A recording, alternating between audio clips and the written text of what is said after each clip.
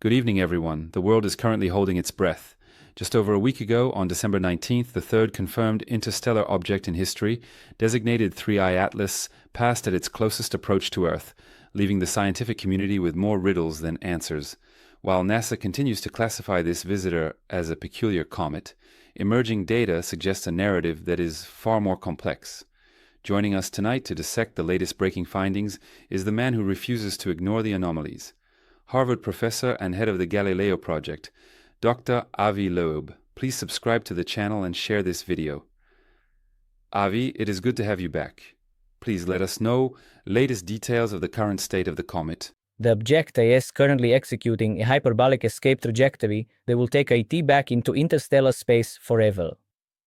We have observed IT moving at speeds that far exceed the escape velocity of our own sun. The greenish color that has recently appeared is indeed consistent with the presence of the atomic carbon ND cyanogen gas. However, we must be very careful not to let a simple color classification shut down our inquiry. In standard comets, this outgassing usually happens much earlier as the object approaches the heat of the sun. 3I Atlas remained remarkably dark and compact during its approach, only showing this coma after passing Earth. ITISAS if the object decided to deploy a smoke screen only after IT had been detected. The density of this gas cloud is currently obscuring our view of the nucleus, making IT impossible to size. We must consider the possibility that the sudden release of gas is actually a camouflage mechanism designed for concealment. If you were a probe trying to hide your artificial nature, generating a cloud of carbon would be smart. IT mimics the natural environment of comets effectively enough to convince skeptical astronomers to stop looking closer at the core. We saw a similar reluctance to investigate anomalies when Oumuamua passed us by back in the year 2017. Unlike Oumuamua, which was tumbling erratically, 3I Atlas is maintaining a stabilized and locked orientation relative to the Sun. This stability suggests that the release of gas is controlled and not just a random thermal reaction. The green shift might be a byproduct of an exhaust system or a deliberate shield against solar radiation. When we look at the spectral analysis from the last 96 hours, the ratios do not match local comets. The concentration of dust relative to gas is far too low for a dirty snowball evaporating in sunlight. This implies that the surface of the object is solid and demanufactured rather than a loose collection of ice. We are seeing a veil that has been deployed to frustrate our telescopes as the object departs. This behavior is consistent with what I call the active camouflage hypothesis for interstellar probes. If IT were a natural rock, IT should have started glowing weeks ago when IT crossed the frost line. The delay in this activity is the single most suspicious piece of data we have collected. Furthermore, the geometry of the tail does not align perfectly with the solar wind vectors we usually expect. IT appears to be collimated in a way that suggests IT is being directed rather than blown by the wind. This directional flow could be providing the no-engineer thrust that we are measuring in the trajectory analysis. Natural comets do have jets, but they spin the comet around, whereas this object remains perfectly steady. This steadiness implies an internal gyroscope or an active stabilization system that is correcting for the thrust. We are witnessing a controlled departure, not the chaotic melting of a frozen rock. The mainstream scientific community is relieved by the green color because IT allows them to return to their comfort zone. This now label IT a comet and close the file without having to rewrite the textbooks. But science is not about comfort. IT is about following the evidence wherever IT leads, even if IT is uncomfortable. We cannot explain why a natural object would wait until IT passes the observer to turn on its lights. IT feels like a retrospective attempt to blend in, occurring only after the closest approach was finished. We must keep our eyes open and our telescopes focused on the core behind the green curtain. The data we have received in the last few days shows a deviation from a purely Keplerian orbit. A Keplerian orbit is the path an object takes when IT is influenced only by the gravity of the Sun. 3 Atlas is moving faster than gravity alone can explain, which means IT has an additional push. In comets, we call this the rocket effect, caused by ice sublimating and shooting gas out like a jet engine. However, for the rocket effect to work, you need a massive amount of mass loss.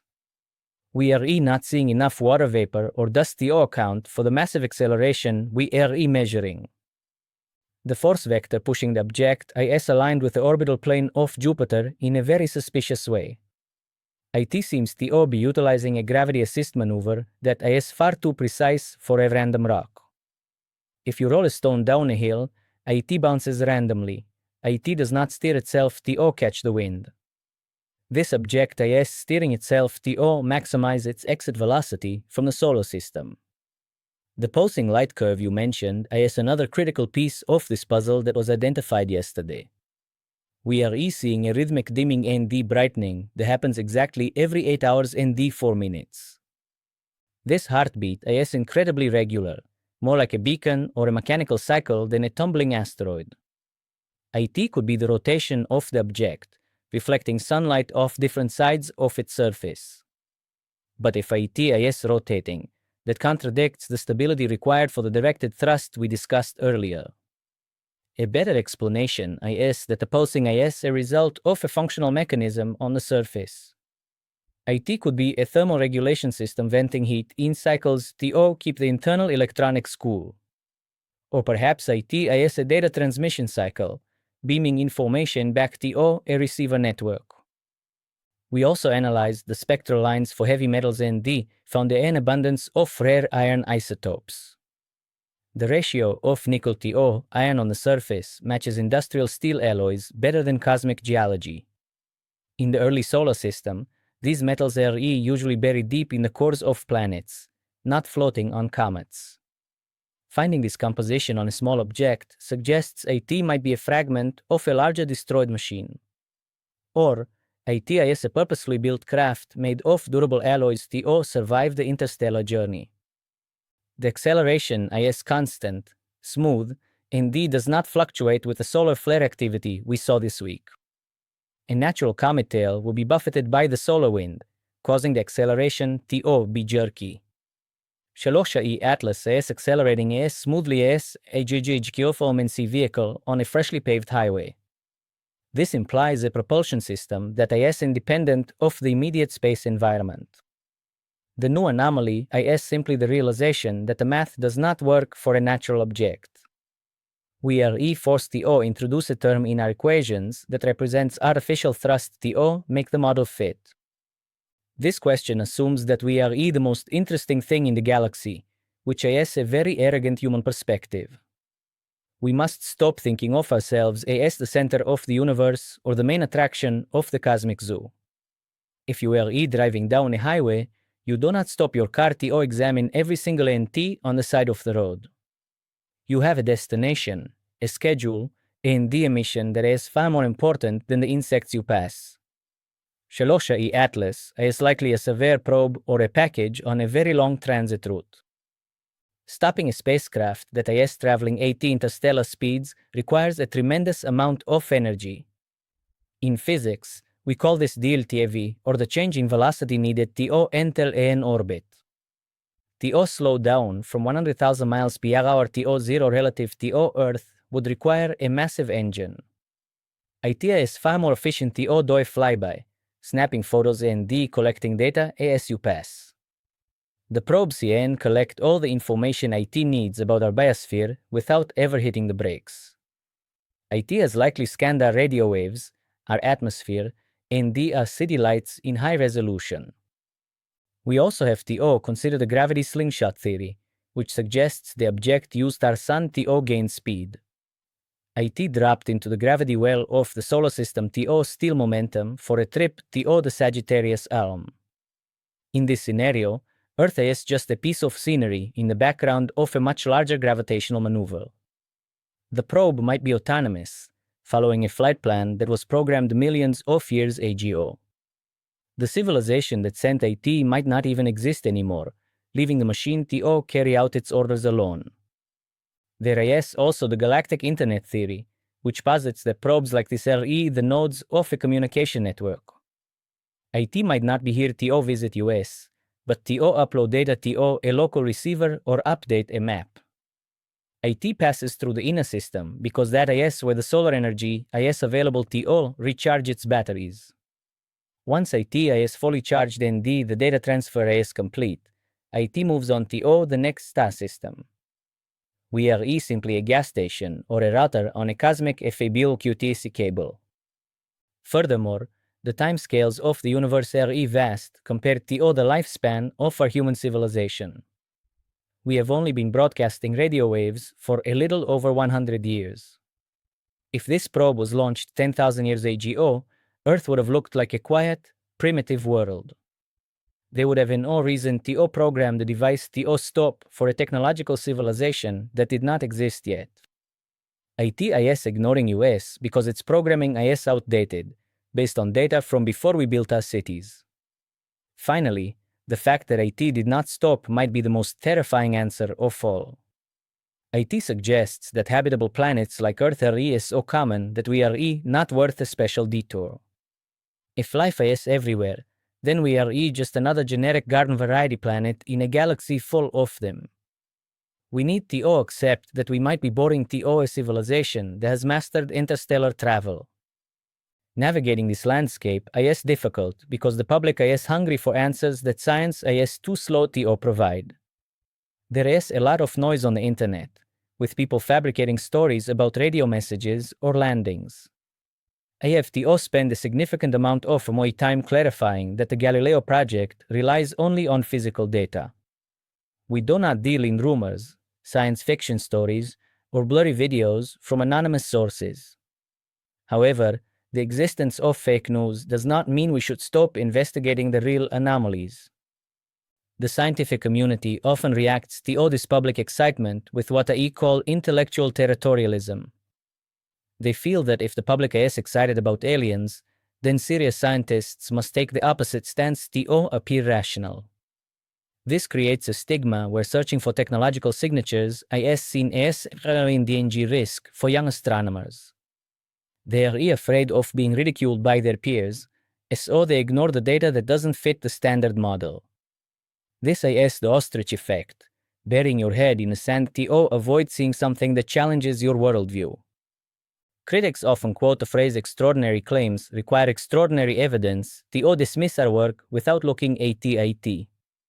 But they forget that extraordinary evidence requires extraordinary funding, extraordinary patience, and the extraordinary effort to collect. If we do not fund the telescopes to look for these objects, we will never find the evidence.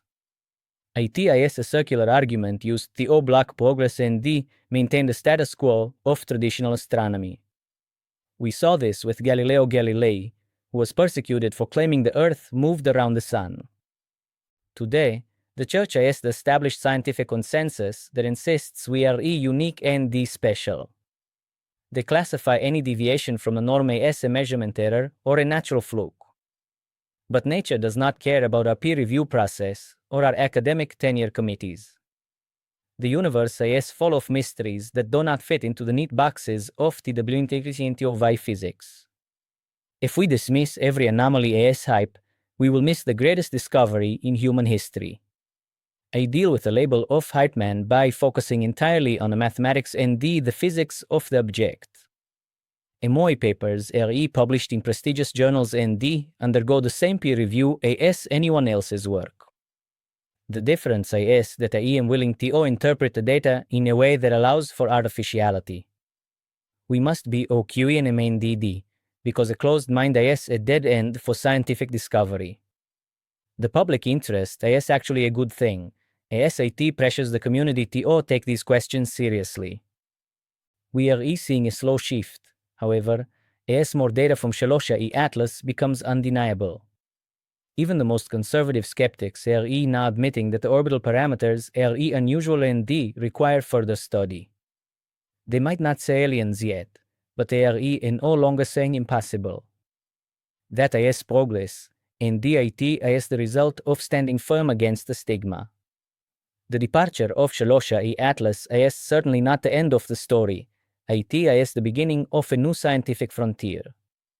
We are now entering an era where technology is sensitive enough to detect these interstellar interlopers regularly. The opening of the Verasi Rubin Observatory in Chile next year will be a gingial. IT will survey the entire southern sky every few days, potentially finding dozens of objects like this every year. We will move from finding one object every decade to finding one every month. We need to be ready to do more than just take pictures from a distance next time. I am advocating for a space mission that has an interceptor craft parked in orbit, ready to launch. When the next Shalosha Atlas is detected, we must send a physical probe to rendezvous with IT. We need to land on IT, drill into IT, and see if IT is rock or metal. That is the only way we will get extraordinary evidence the skeptics demand. The philosophical shift in humanity is already happening, regardless of the final verdict on this specific object. We have realized that our solar system is not a hermetically sealed bubble, but an open train station. Objects enter and leave all the time, and some of them may be packages from neighbors. This realization changes how we view our place in the cosmos and our responsibility to explore IT. We are no longer alone in the dark. We are just waking up to the traffic outside. As for whether Shalosha Atlas has found a home, we must consider the scout hypothesis seriously. If this was a survey mission, the data IT collected is now being beamed back to its origin point. If the data indicates that Earth is habitable or technologically interesting, IT could trigger a full WQ mission. The next arrival might not be a passive surveyor, but a more active contact attempt. Or perhaps Shalosha Atlas was a seeder ship, designed to drop microscopic probes into our atmosphere. I have written about the possibility of dandelion seeds, small sensors dropped by the main craft to stay behind. These could be floating in our upper atmosphere right now, listening and watching us. We need to search our own orbit for these potential artifacts that may have been deployed during the flyby. The departure of the main ship does not mean the interaction is over. In the coming months of 2026, we will continue to analyze the data collected during the flyby. There are terabytes of information from radio telescopes that have not yet been processed by our supercomputers. We may find the signal hidden in the noise that we missed on the first pass. The final verdict on Shalosha Atlas will not be written for years. But one thing is certain, we will never look at the night sky the same way again.